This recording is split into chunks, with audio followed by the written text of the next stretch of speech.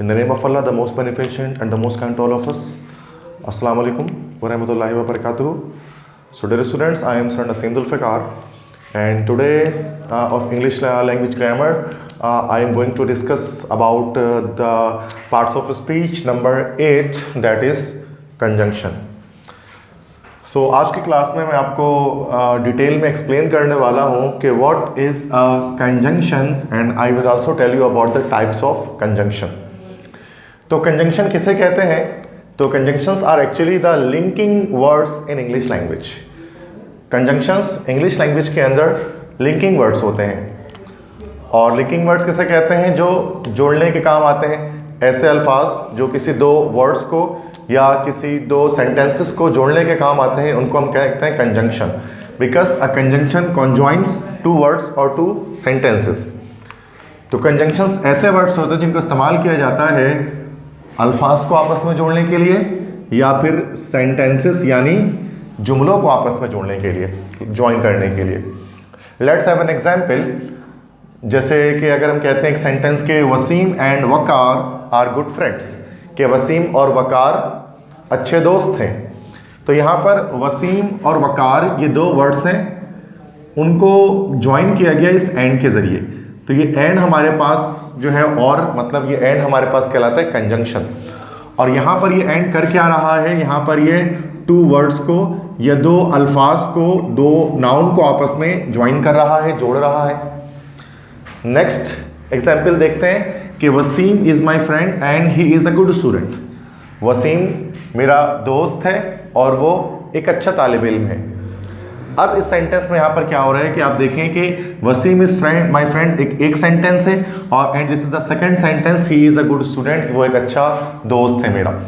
तो यहाँ पर ये एंड जो है वो वसीम इज़ माई फ्रेंड और he is a good student, इन दोनों को आपस में जोड़ रहा है. तो this is one sentence and this is second sentence, और ये जो एंड आया है यहाँ पर ये क्या कर रहा है? इन दोनों सेंटेंसेस को साथ में जोड़ रहा है. तो हमने यहाँ पर देखा कि कंजंक्शंस दो वर्ड्स को भी साथ में ज्वाइन कर सकते हैं और साथ में दो सेंटेंसेस को या दो जुमलों को भी आपस में ज्वाइन कर सकते हैं. ठीक है, तो ये काम होता है कंजंक्शन का. ये एक बेसिक डेफिनेशन मैंने आपको बताया कंजंक्शन की.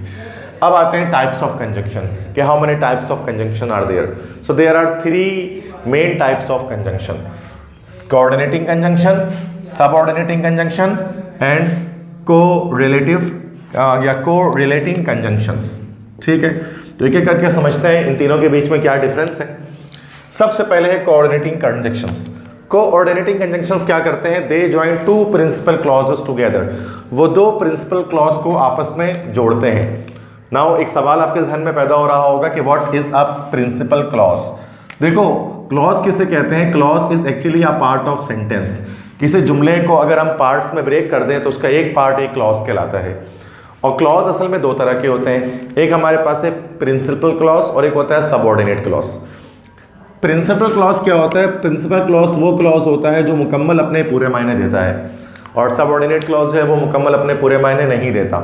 ठीक है, तो ये क्या करते हैं? दो प्रिंसिपल क्लॉज को एक साथ जोड़ रहे होते हैं जो अपने दोनों अपने मुकम्मल मायने दे रहे होते हैं. जैसे अगर मैं एक सेंटेंस कहूँ ही इज़ अ डॉक्टर, वो एक डॉक्टर है, तो यहाँ पर ही इज़ अ डॉक्टर जो मैंने कहा, तो ये एक जो है वो प्रिंसिपल क्लॉज है. क्यों? बिकॉज इसमें मुकम्मल मायने हो रहे हैं. सेकंड है his father is a lawyer, उसके वालिद साहब एक वकील हैं, तो ये भी एक प्रिंसिपल क्लॉज है चूँकि मुकम्मल अपने मायने दे रहा है. और इन दोनों को किससे जोड़ दिया गया? एंड से जोड़ दिया गया कि ही is a doctor and his father is a lawyer. वो एक डॉक्टर है और उसके वालिद साहब एक लॉयर है, वकील है. तो यहाँ पर ये एंड जो है वो हमारे पास कंजंक्शन तो है, लेकिन कौन सा कंजंक्शन है? कोऑर्डिनेटिंग कंजंक्शन है. क्यों? Because it is joining two principal clauses together.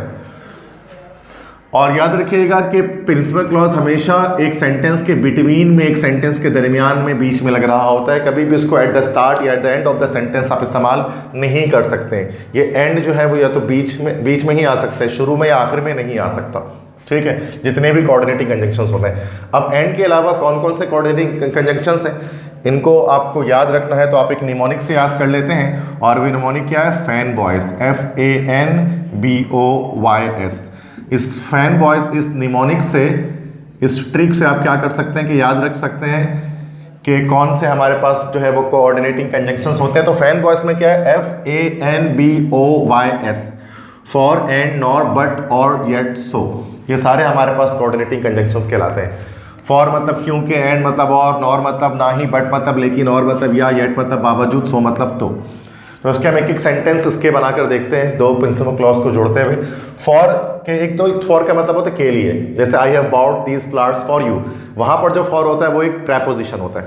तो याद रखिएगा फॉर एक ऐसा वर्ड है जो प्रेपोजिशन के अलावा कंजंक्शन के तौर पे भी इस्तेमाल हो सकता है, लेकिन जब कंजंक्शन के तौर पे इस्तेमाल होता है तो उसको क्योंकि के तौर पे इस्तेमाल करते हैं। अब स्टूडेंट सोचते हैं कि क्योंकि तो बिकॉज भी होता है, बट बिकॉज जो है वो एक सबऑर्डिनेटिंग कंजंक्शन होता है, ठीक है।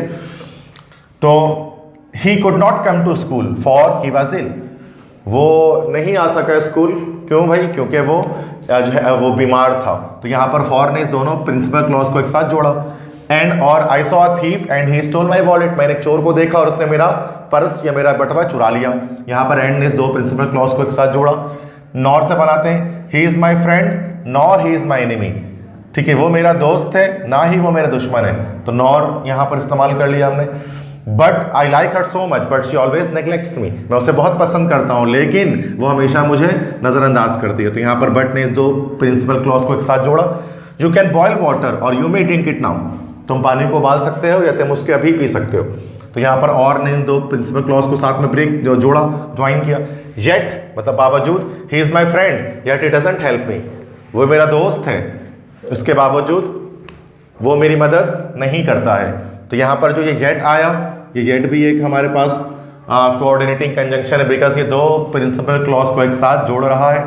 So he did not reach on time so he was punished, वो वक्त पर नहीं पहुंच सका तो उसे सजा दी गई। तो यहाँ पर सो ने इस दो प्रिंसिपल क्लॉज को एक साथ जोड़ दिया।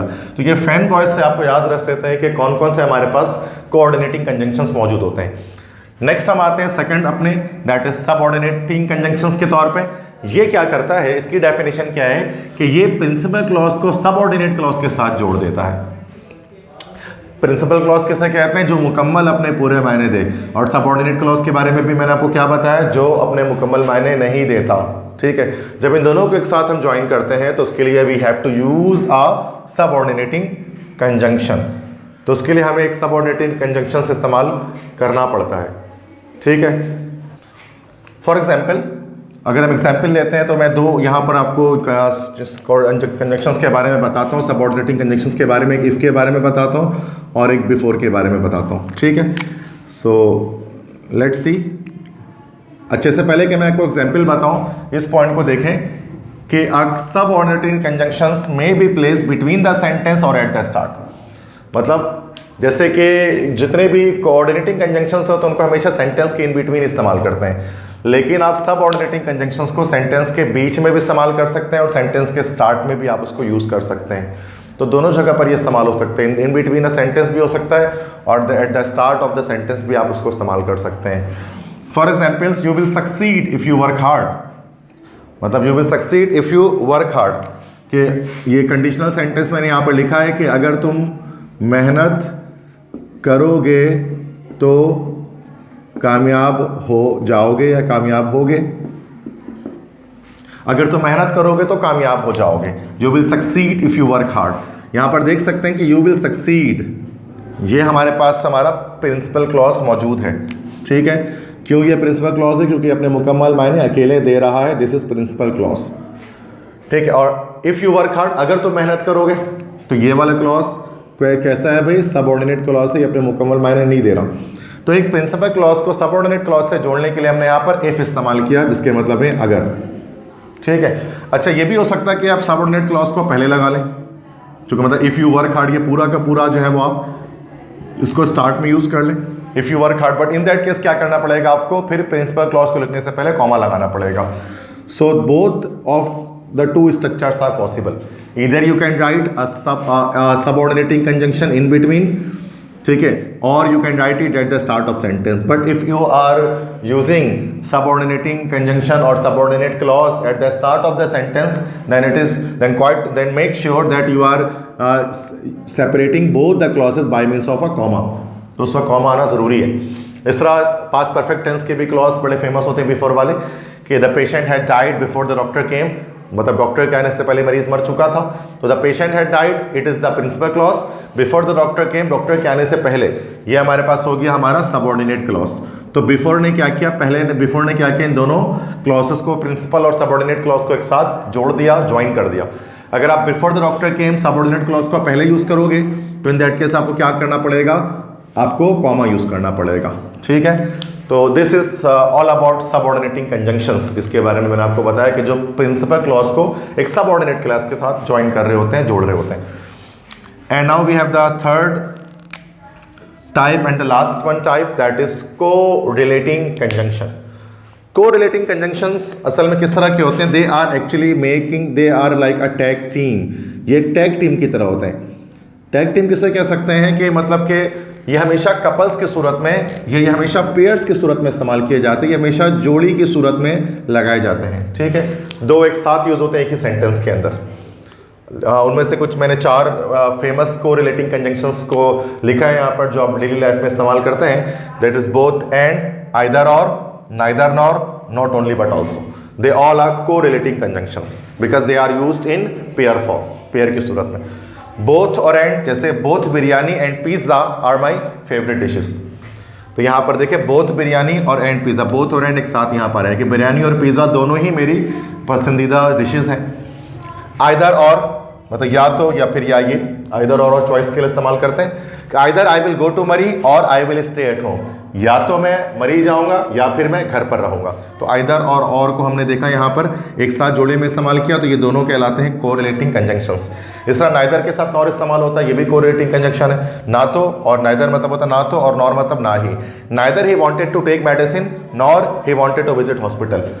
ना तो वो दवाई लेना चाहता था और ना ही वो अस्पताल जाना चाहता था। तो ना तो और ना ही, neither and nor, they both are also correlating conjunctions. इस तरह नॉट ओनली बट ऑल्सो मतलब ना सिर्फ बल्कि ये भी, not only but also. He is not only a good doctor but also a nice human being. वो ना सिर्फ एक अच्छा डॉक्टर है लेकिन वो एक अच्छा इंसान भी है। तो नॉट ओनली के साथ हमेशा कपल में कौन सा कंजंक्शन आएगा भी, बट ऑल्सो आएगा। तो these are called correlating conjunctions. So I hope so the things are now clear in your mind about conjunction के पार्ट्स ऑफ स्पीच का जो 8th टाइप था कंजंक्शन, उसको मैंने आज डिस्कस किया और उसमें मैंने बताया कंजंक्शन का बेसिक फंक्शन क्या होता है इंग्लिश लैंग्वेज के अंदर और किस तरह से ये टाइप्स इसके होते हैं, लाइक कोऑर्डिनेटिंग कंजंक्शन या फिर सबऑर्डिनेटिंग कंजंक्शन या फिर जो है वो correlating conjunctions. So these things we have discuss today. I hope so के कंजंक्शन का जो टॉपिक है आपको यहाँ पर क्लियर हो चुका होगा। Thank you.